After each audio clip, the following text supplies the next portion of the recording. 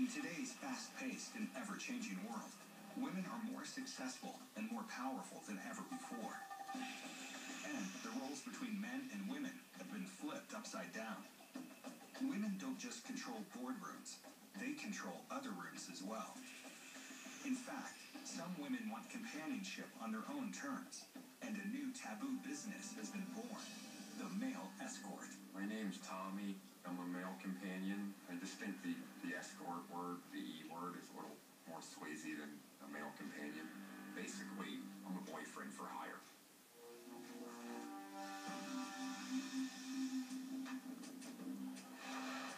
Miami, Florida is known for its lovely ladies. But for Garen James, it's the new financial clout of these women who have helped him create a new market. I just got a call from Krista. She wants to meet you at 8 p.m. at Casa D'Angelo. She's got you booked for 4 hours, so I believe that you're going to go to a hotel after. As owner of a thriving male escort business called Cowboys for Angels, Garen has a stable of 34 escorts. Men who service over 1,000 clients per year, grossing 7 figures in U.S. dollars annually for the company. This is the client that she was engaged and then she caught him cheating. So I'll be really extra sweet and kind to her. When the men show up for a date, their whole night is to focus on the client.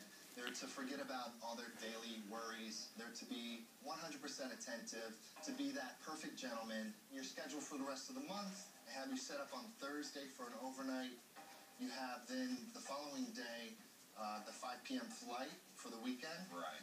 I have 5 regular clients. One lady I see 2 weekends a month. Another lady probably once every 6 weeks. There's a lady I see locally here twice a week. So it's hard work at sometimes. It's a big juggling act. The escort service industry operates in a gray area between a matchmaking service and prostitution.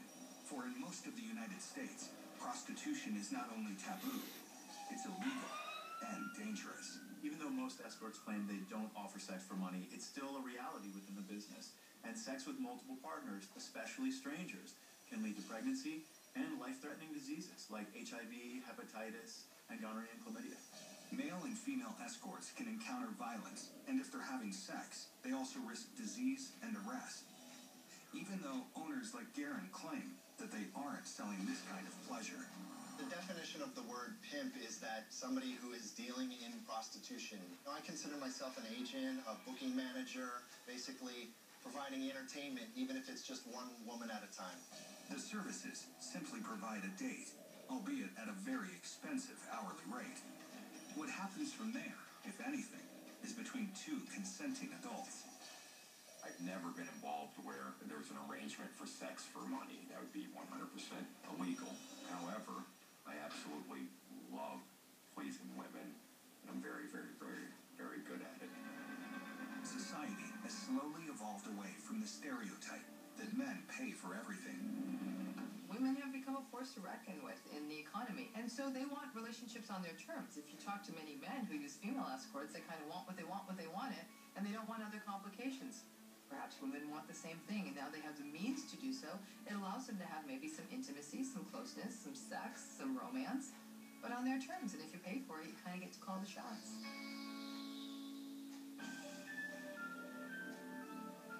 Women's role in society has shifted, making it easier for some men to take on a traditionally submissive role in order to make a living.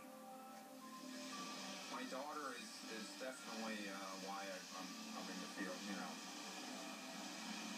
I want her to have the world, everything. I want to give her the world. She's my life, my love, and nothing makes me feel better than doing for her. This is something I got into to make a living at. I didn't realize that I was going to do it as long-term as I have.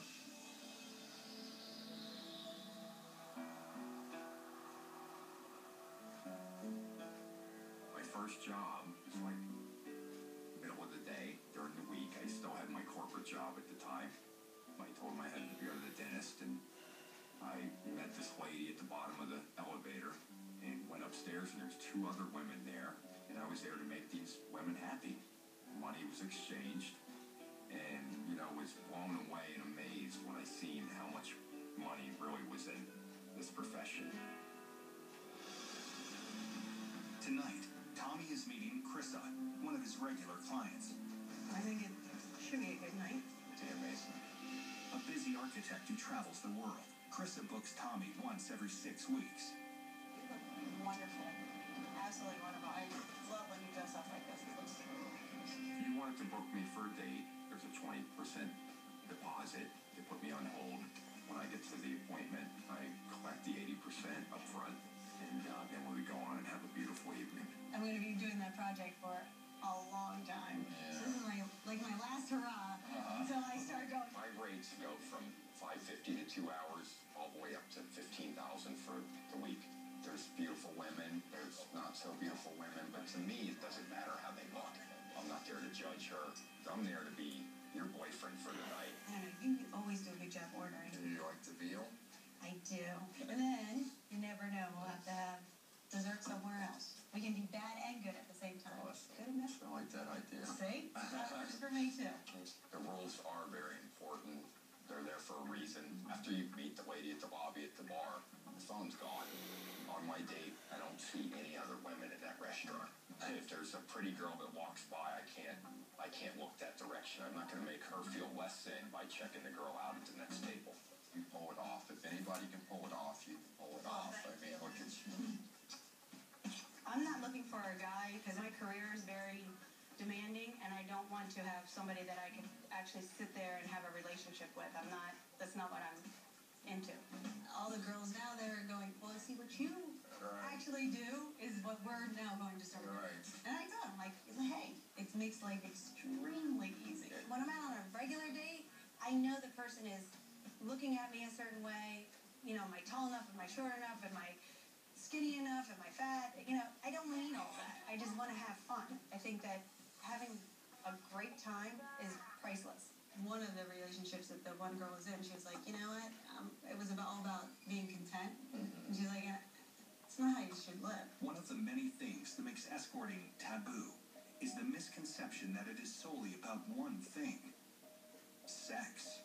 I think an escort can be very, very good at understanding their client's feelings and understanding what the client wants from the escort, and then play that role. Some of it is great acting. The bad part is like when, you stay in a relationship after it's expired, you can't put spoiled milk in the fridge and make it good again. Sometimes I'm a therapist, a lot of these women have been hurt and they have trust issues, this one cheated on them. Sometimes even me, it's easier for me to let my guard down with them than it is in my personal life, so I'm more myself. With a stranger, it's just it's safe. I feel like it's a safe place. Thank you so much for coming out tonight. Yeah. Some escorts enjoy their job, despite the hazards. But the risks are not only physical. Working as a male escort could affect a man's ability to have intimate relationships. He is being adored. In real life, he may not be adored at all. He may be asked to take out the garbage. It's the difference between being a fantasy prince and just being a reality, everyday, average guy.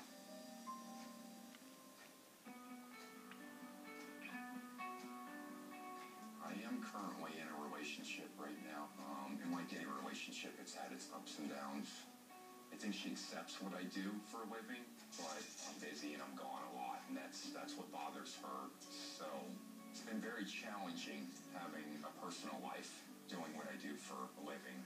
A lot of people aren't going to accept that. Even though Tommy managed to find one person who accepts his lifestyle, for most, it is still hard to reconcile the way he makes a living. As far as my immediate family, I was on the cover of the local newspaper down here, and that day my family was calling me from Tampa saying what's going on down there, so that's kind of how the news broke. When my sister found out about this, she called me a tramp on Facebook, so I mean, nothing we bring up at the dinner table on Thanksgiving. My daughter's older. I really don't know how I'm going to explain that one day. Like, what am I going to do? Show up at school on career day? What does Daddy do? Dinner was amazing. What's your favorite part? I think dessert. What's about to come?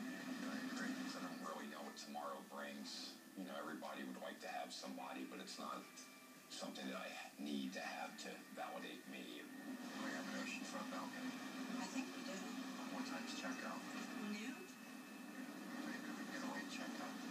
Fabulous. I like that. I think we still have really puritanical views about women and sex. Sex is good, and women want it. Though some women who use male escorts actually will endorse that. Sometimes they do want that male companionship. They want a dinner companion. Sometimes they even want a companion to take to a meeting. And again, men have been doing it for years. It seems more unusual for women, but as they get to be equal sort of on the financial playing field, they're going to play by the same set of rules. There will always be perils associated with the profession, but for Tommy, the reward outweighs the risks. I had a lady that 2/3 of her body was burned, and when I left that appointment, I was so happy that I made this lady happy. It was so rewarding to me, and like, I think it's a beautiful thing, I really do. That's what I think is taboo about this whole thing, that like, making this lady happy and making her feel special, something I absolutely love doing. I could make the amount of money I'm making. It's beyond my wildest dreams. I must add that, like, I feel like, you know, I found my purpose. While the roles between men and women may have changed, in New Orleans, one old tradition remains deeply rooted in magic and mystery. For priestess Claudia, casting spells with the help from dark voodoo gods is just another